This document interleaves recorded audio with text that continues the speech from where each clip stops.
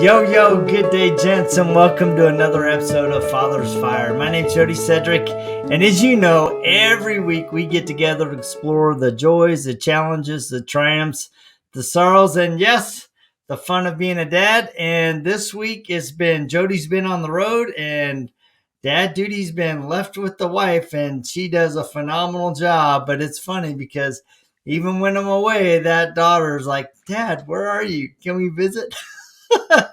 Which makes it fun. So, and it makes you excited to get home. So, but yes, I am home, and boy, I got a crazy busy spring and summer planned with business and family, and so always trying to squeeze in great conversations about being a dad. And so I'm super excited. I have a guy that's been following me for a bit. He's in the detailing world, so we're kind of running in similar circles. His name is Rob Sampayan. So if you haven't guessed by the last name, he's from the Philippines, or he's descendant of the Philippines, which is dear to my heart. Dear to my heart because my wife's Filipino, and so I get the joys of having punted and adobo and lumpia, and everybody else is going, "What is that?" And I'm like, "If you knew, you'd be drooling." How you doing, Rob? Oh, I am incredible, Jody. Thank you so much for having me on, man.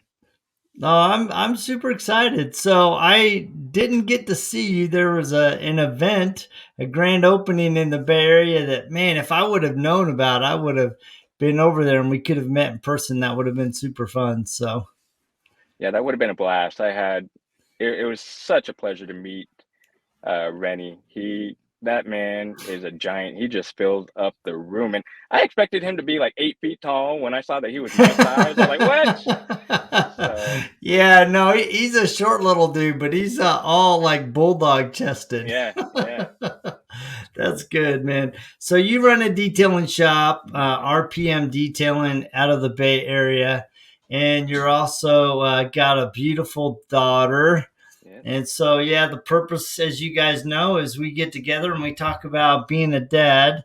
So I got a first question for you is like, you are a daddy daughter. So it's a little different being a dad of girls and boys. So how's your experience been so far being a dad of a little baby girl, a little princess? Man, she had just completely stole my heart, let me tell you. Um, Raising a girl. So let me just preface with this. I have three older sisters. I was raised in a household of all girls. So anything girl related doesn't bother me at all. I'm not grossed out by any of that. And you know, they raised me, all three of my sisters and my mom, of course. They raised me to just really appreciate everything about females.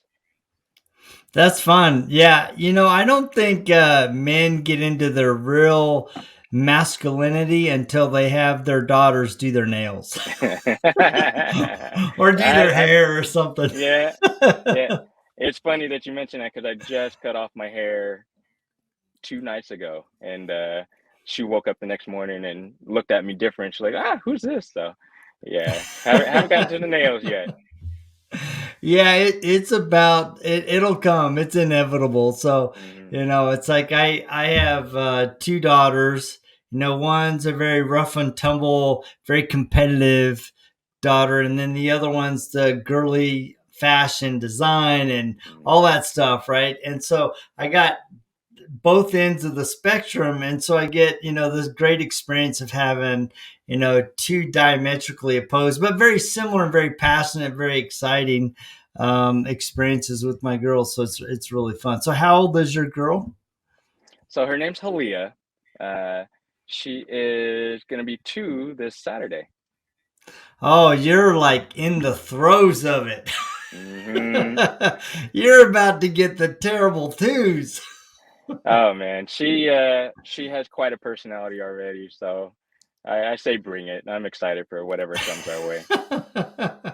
Well, that's good. I'm glad you have that kind of attitude because the girls are going to bring it, especially when they turn 13 and 14. Oh man, yeah, that can wait. I'll cross that bridge when we get there.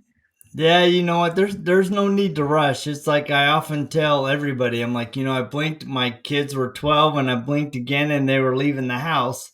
And it goes so fast. And Yeah. it was really fun today because I came in, had a bunch of work to do, and my daughter, Cynthia, we needed to go take care of some things in Boise. And so we get to drive over there and then we stopped and had lunch. And so she just started asking some questions about when I was a young kid. She's like, "What were you really like?" So I was telling her all these stories, and she goes, "Wow, you were ornery." I go, "Yeah, I was a playful kid, and I had a little man complex, so I was always willing to throw the blows, and I've tried to temper that over the years." So yeah. Wow. So let's talk about your experience as, being surrounded by women Hmm. as a young boy. You had your mom and your three sisters. Hmm. I'm assuming that the dad wasn't there, or was he there or not? Oh no, so my parents were together. They actually did Hmm. divorce when I was 14, I want to say, but um, no, my dad was very much present. Because I was a boy. I think my sisters kind of got that vibe that, well, that's daddy's boy right there. So he and I were very, very close. But when it came to, just raising kids, he's a retired cop, and his as a public figure, he was very tied up into his career, and so um, unfortunately, that's where his heart kind of lied. But we we definitely mean the world to him, always have been. But yeah, raised by all females, they're all very strongly opinionated, and they're all so different, just like what you're saying about your daughters. So I've seen the spectrum. Yeah. Yeah, and that's an interesting dynamic, right? Because you have this very strong role model in your dad, who has a Hmm. very his personality naturally is judicious and wants things done right, and Right. follow the law, and the expectations on a young man, especially you being the only boy, must have been pretty heavy on you, especially when you were younger. Oh yeah. He his dad came to the States, and he actually was in the US Army, and I don't remember his rank, but he got up there, which was unheard of back in the 40s and 50s, Yeah. especially for somebody born outside of the country. And so my dad just raised very militant as I was. My sister, the my the third sister, basically, she and I were raised very, very militant as well. And if we towed the line, ooh, watch out, that backhand's coming for you. So yeah, we were very straight laced, at least in front of them. But if they turned their backs, yeah, we're gonna go act off and do our thing. Yeah, no, I get that because my dad was in the military, 20 years. And I often joke, I'm like, yeah, I served 20 years in the Navy under my dad. Yeah, yeah. Because it's all salute and yes sir, no sir, and stand at attention. And you're not Hmm. giving me any flip, right? I'm the dad. And so let me ask you a question. So, how has that dynamic of having a very prominent dad who's very committed to his career, and the dynamic of your mom and your sisters, how has that molded you into the father you are today? It's a very interesting dichotomy, really. I my number three sister, her name's Ari. Ari and I, we are very similar to my dad in the sense that we're very type A personality. We're very driven to work. We work hard, but I think let me give you a little story. Right after Holly was born, we call her Holly. Um, we I was polishing a car for a good like 7, 8 hours. It was a Camaro, and I'm sure you know how hard that GM paint is to polish, but man, I ended up blowing out my back, and I was like, "Why? Why is this happening to me?" I was just so upset that it put me out of commission, and I took it as a sign from God that, you know what, you need to slow down and you need to appreciate your daughter. And I'm glad that happened because it really did force me to just say, "All right, let's just hole up and let's enjoy these early moments of her life and really just slow down and be present. And um, so to answer your question, it's I've had to really dial back on making money and being so driven, chasing that dollar. And I've had friends that have lost their parents and they say, hey, be present, just really enjoy this time with your children. Because, like you just said, you blink and suddenly they're talking back and they're not the sweet little baby that they once were. So, yeah, I'm just really trying to appreciate every minute that I get. Yeah, and I think that's really important because especially men and women, right, that own their own business, that becomes such a central focus of their life. And it's easy to get so bent on serving your customers, growing your business, having an impact on your community, touching the lives of those that you serve, that sometimes it's easy to get so involved in that we miss touching the lives of those most important, our kids and our wife. Oh, yeah, And so, 100%. and I remember because I did a very similar thing. I remember, I was running a national sales team before I started my company Zimmer, and I remember very clearly. I was up at the office 6 a.m. I'm hitting it right. I'm running the sales efforts on the Eastern Seaboard, so I'm 6 o'clock Mountain Time, 8 o'clock Eastern, and I'm putting in the time. And I remember very distinctly this one day, man. It's like 7 o'clock, and I'm like, "What are you doing?" It's like God said, "What are you doing? Hmm. You're here, and your wife's at home." Taking care of the kids, having morning breakfast with them, getting them off, and you're 2 hours early. What good is that doing you? What Right. good is that doing your family? And the very next day, from that day, the next day, I made breakfast every morning. I woke the Mm, kids up. I sang songs to them. I had nice music playing when they came upstairs. Sometimes I'd have the scriptures playing, have a nice early morning worship or something, some kind of theme to touch their hearts.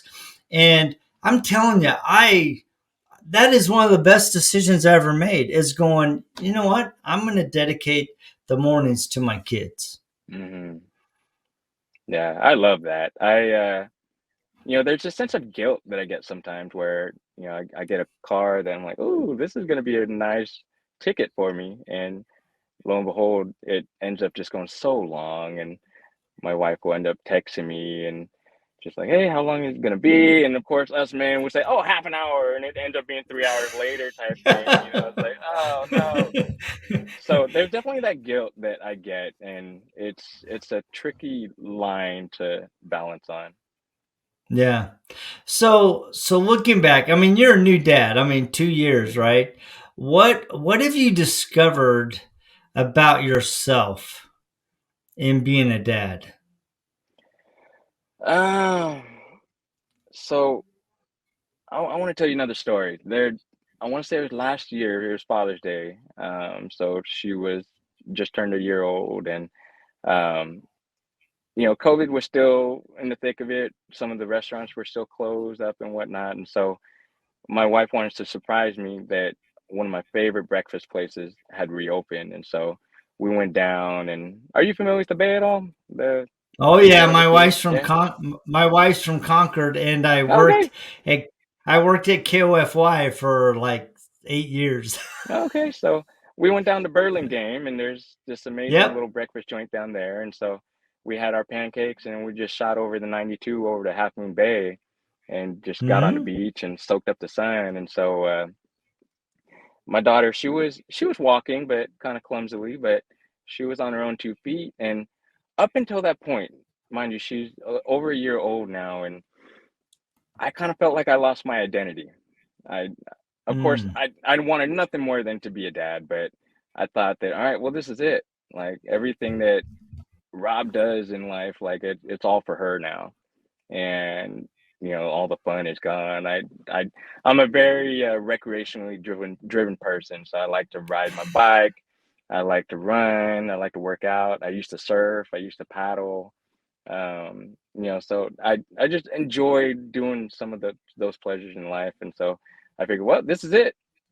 I'm not doing this anymore. And so by the time we got down to the beach, we were running back and forth from the waves, and just seeing her joy and just seeing how much fun that she was having, I got so much joy out of that, and it just absolutely touched my heart. And I said, okay, this is what being a dad is about. My identity isn't lost. It's about showing them what we like in life, and just showing them some of the some of the things that we enjoy to do, and seeing her joy and just taking joy in that. That's been such a pivotal change for me. After that point, I was like, all right, I'm ready to be a dad. Let's do this. Yeah, no, I mean, you just got to get a surfboard and get her on with you, Yeah. paddle right in front and get her used to it. It's I'm very much like that too. But I was very blessed in that I had a dad that was always we were always camping, or we were always boating or doing stuff together, right? And so as my kids got older, in fact, when they turned 18 months to 2, I actually backpacked them snow skiing. So, I had this little back carrier. I'd pop them in, and I would go and hop on the ski lift. And the first couple times, the ski lift operator's like, what are you doing, man? And I would just sit on the very edge of the seat, take the kids up, and I would ski with them on my back until they were about 3.5, and then about 4, I'd put them on skis, right? And I just had this mentality that I'm going to expose them to what I love early, so Hmm. that they, one, will discover new things and have a passion for experiencing new things. But also, I didn't want them to be afraid. And I'm like, all right, if I can ski with them at, moderate speed, and, and I never fell with them or anything like that, it just, being able to bring your passion and love and your interest to your kids, it's really exciting, especially when you see them really master it and develop a love for it. In fact, for years, I told my kids, you can't call me old until you can beat me down the hill. Well, this year they pretty much all can beat me down the hill. Oh So, man.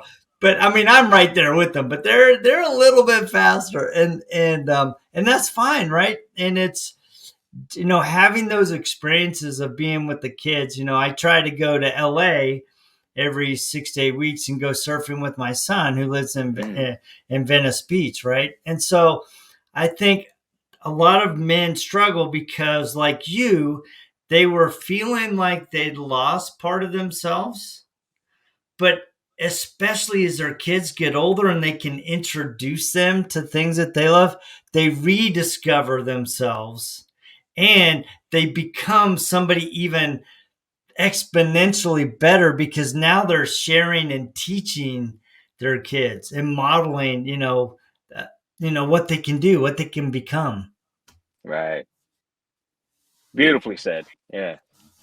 Well, I don't know if it's beautifully said. It's just fun, right? And I think too, right? I'm such a kid at heart. It's Hmm. like I tell my kids all the time, I'm on a mission to be 100, but I don't want to be 100 and shuffling. I don't want to have a walker. I'm praying to God. I'm going to do everything on my end to be active. I mean, my dream of dreams is on my 100th birthday, get up, have a nice breakfast, go out on the boat with the kids, go water skiing or wake surfing, and come home, take a nice hot bath, change my clothes, lay down and die. And they're like, Dad, that's so weird. I go, yeah, but I want to be that engaged and that active in my kids' life. In fact, as Cynthia and I were driving home, together today, we got talking about my dad. She started asking him about my dad because she knew him as my dad was older. And I Hmm. think it's kind of hard for kids to imagine how you were as a young man, right? Especially if you become a dad that becomes very sedentary and very focused on work all the time, and you're not playing with your kids. They can completely lose any vision of who you were as a young man. Hmm. But if you can still play with them and then you start telling them stories, they're like, oh, yeah, I can see you doing that. Yeah, I could probably hang with you, Dad. In fact, that's what Cynthia said to me. She goes, man, listening to your story, she goes, I probably would have liked you in high school. I go, yeah, you would have. So, and I think that's the key. You just got to stay young and Hmm. vibrant and be willing to do things with your kids. So looking back, right? All right. So we looked at what you discovered. What did you learn that surprised you? Oh man. Um, I would say the biggest one is patience. I mean, I'm still a young dad, so a little 25 pound. I mean, she can test my patience, but I still got plenty of journey ahead of me. But um, definitely patience, not only with my daughter, but with my amazing wife. It's just when you're both just completely exhausted from lack of sleep, and you have this little person depending on you. It definitely tests a lot of your patience, um, but just outside of our own journey, it's just empathy is so huge to me because Mm, up until being a dad and raising a child and seeing how she develops, I came from a very judgmental family. Like my parents both just they see somebody and they would make a snarky remark about the way they look, the way they're dressed, the way they carry themselves, whatever. And so naturally that was very ingrained in me. And it really wasn't until having my child that I realized like, wow, that person that we were judging, that's somebody's baby. And so like what's to say that if I didn't walk in their shoes since coming out of the womb, that I wouldn't be exactly how that person is. So for me, just having that empathy and understanding that we're all just children, and just appreciating everybody for exactly what they are. I love that because I don't think I've ever had a dad say that they learned empathy. Because I think, as I look at myself, one of the challenges that I've had as a dad is I always want to go into fix it mode, right? Mm, And I think a lot of men are like that, right? Your kid or your wife comes to, and a lot of times they come to you not necessarily to have the problem solved, but to be heard and to be right. understood. Hmm. Right. And it's interesting because on those moments when I've actually disciplined myself to just listen and not respond, it's interesting how they will talk through their emotional or, whatever challenge that they're going through mentally. And they will come to the same conclusion that I would have just jumped to give them, Yeah. but they had the experience of working through it and having the feeling that dad trusted them with that experience. And I think that's really important is that we as dads learn to really listen. Not only do we create a bridge of love, but we also create a bridge of understanding, a bridge of empathy that enables us to see their true heart and understand their perspective, because our perspective sometimes is skewed with experience, right? And it's easy for us to look at the experiences that they're going through and go, oh, well, that's easy. I mean, just solve it. Hmm. Well, you forget that when you were 13, 12, 14, 2, you were trying to figure it out. It wasn't Hmm. easy. You had to learn how to get there. So where you are today is, leaps ahead of where they are, but they need to have those experiences and they need to have a safe ground that you provide where they can come and say, hey, dad, this is on my heart. This is what I'm struggling with, and not rush to solve the problem. Hmm. Yeah. One thing I heard, and I love this, is do you want a fixer or do you want a friend? Like just like what you said, I can jump in and fix it for you, or I can be a friend and I can sit here and listen and let you handle it yourself. I like that. Do you want a fixer or a friend? Um, I like that because there is a place to be a friend to your kids. There's definitely a place to be a dad of your kids. And I know, especially as my dad got older, I still had mad respect for him, but we became friends. Mm, Right. I loved talking to my dad. He and I would talk about once a week, and we would talk about, the kids and the family, my business, what I was struggling with, what I was concerned with, spiritual things that were on my heart or that I was struggling with. And I think that, especially as you're looking forward to your kids, if you give them the foundation of love and confidence and trust that dad is going to be there, it lays the foundation for a friendship that is on a completely different level. I mean, you're still father son, father daughter, but there develops this kind of trust and this connection that really is unique. But it takes, and I think a lot of dads struggle to rush to that, hmm especially when they get into the teen years and everybody's losing their mind. When is it going to get back to normal where my kids love me, right?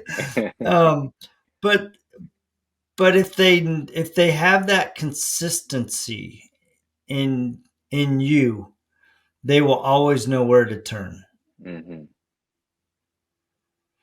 So as you've discovered things about yourself, you've learned some unique perspectives of patience and empathy, and I think every man's like, I'm learning patience.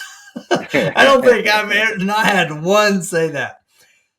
Looking back, and you're still a relatively new dad, but if you were going to give some tips or advice to other men, what would be the thing or things that you would share with them? Yeah, I mean, I never want to stand on a platform, right? So when I say all this, I'm speaking to myself, you know. So, um, but first and foremost, I think asking for help, and I think that Hmm. just being a man in general, just not even a dad, not even as a husband, but just asking for help, if that's with your mental health, with your marriage, with raising a child. Um, I think too many men just suffer in silence. And so just always just reaching up for help. And that's something about myself that I really learned in the last year and a half or so is just making myself available where if if I had a buddy that has a bunch of kids himself and suddenly we talk every week and suddenly I'm not hearing from him, like, oh, radio silence, something going on, and yeah, he's happy to talk every week when things are going well, but suddenly if the radio silence kicked in, it's like, let me reach out to a brother and see how he's doing. So, um, just sometimes just swallowing that pride, being vulnerable, and just asking for help. That to me is a big, big one. Um, and I've had to do that myself. So, like I said, I'm preaching to myself every time I open my mouth. But um, we do so I feel like as men, as dad, we do so much for everybody else, like it's my goal to try and outserve my wife. That's always my number one goal is, all right, I'm gonna clean this 10 times better than she would. I'm gonna do three more loads of laundry than she's gonna do. I'm gonna give her the fluffy towel, even though that one feels better on my skin. It's just I always want to outserve my wife, and I want to be completely present for my daughter every second I have available. And as my parents age, I want to be able to take care of them. I want to shoulder that burden. But um, us as men, we got strong shoulders, but ooh, that all starts to pile up. And so um, just choose yourself, choose to continue to grow, to gain knowledge, to grow yourself, spiritually, holistically. Um, because if you stop growing, your kids are gonna outgrow you. They're gonna beat you on the slopes, and it's gonna get to a point where it's like, oh no, how did you become this? But I'm sure that's also there's beauty in that as well. So, and then Another one, just have grace for yourself. Know that you're gonna screw up. Know that you're clipping their nails. You're gonna clip their fingertips too. They're gonna bleed and they're gonna cry. But just have grace with yourself, with your spouse, for your children, and for perfect strangers too. You never know what they're going through. So just extend that grace to everybody. Um, be flexible. Mm. I was a very rigid person, man, that type A personality. And suddenly, if this little 8-month-old decides she's not ready to leave yet, I guess we're not leaving yet. So just being flexible and just going with the flow, and yeah, just enjoy it all, enjoy the journey, because we're all on a path, and no two paths are going to be the same, and just enjoy that journey. Dude, I love that. I mean, dude, those were 5 powerful recommendations. I mean, dude, it's making me look at myself and go, all right, man, maybe I need to outserve my wife a little bit more. And that's always been one of my mission. I want her to feel like the queen of our house and the queen of my heart. And I think that, if more men would consistently pursue serving their wife, man, their homes would be so filled with love. It would surprise them how amazing life can be when you put the wife, the love of your life, preeminent in your life, preeminent in the life of the kids, and make her number one. And I'm telling you, it makes a huge impact. Well, I want to thank you for taking the time, and I love that you said be vulnerable. A couple weeks ago I had Keon Moore on, He was and he was amazing. very yeah, he was straight up candid. He's like, look, dude, he goes, I was Googling how to be a man. I was Googling how to be a dad because I wanted to be the best that I can be. And it's amazing what happens when we break down the walls and open our hearts and open our minds and just ask or Google or extend to a friend and say, hey man, can I buy you something to drink and buy you lunch? And can I Hmm. just bend your ear for a while? Can we just go for a drive in that cool car you're working on? Yeah, yeah. It makes a huge difference. So I want to thank you for taking the time to visit with me tonight. Guys, please go check him out. Rob Sampayan. He's on Instagram. He's on Facebook. He has a great detailing shop in the San Francisco Bay Area. It's RMP, RPM, right? RPM, RPM. Rob. It's like So, RPM detailing. Robbie's Precision Mobile Detailing. Yep. Robbie's Precision Mobile. And where do people connect with you? You can find me RPM Detailing 707. You can find me just Rob Sampayan on Facebook. Um, ask for help. If my door is always open, my phone's always on. My phone number's right there on my profile too. So, I'm always open to talking to some of the brothers out there and extending a hand. Now, well, I appreciate you, man. Thank you so much. And you guys that are joining us, thank you for joining us. Some of you have DM'd me in private, and we've had some great conversations.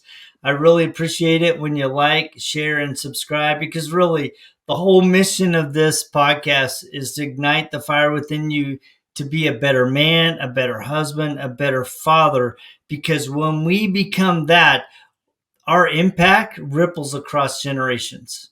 So it's not just today that we're impacting. Who we are today ripples across. I mean, my dad is affecting my kids, not only by the stories and their experience with him, but by who I've become. And some of you men didn't have a great role model. And that is sad. And it's a challenging experience that you've been given the opportunity to go through. But you get to choose today who you will become. You can break the chain of abuse. You can break the chain of addiction. You can break the chain of an absent father. You can be the father that your kids need and that your wife is hoping that you'll become. But it all starts with the choice today. So thank you guys for joining us. And we will check you same time, same bad channel just next week. See ya.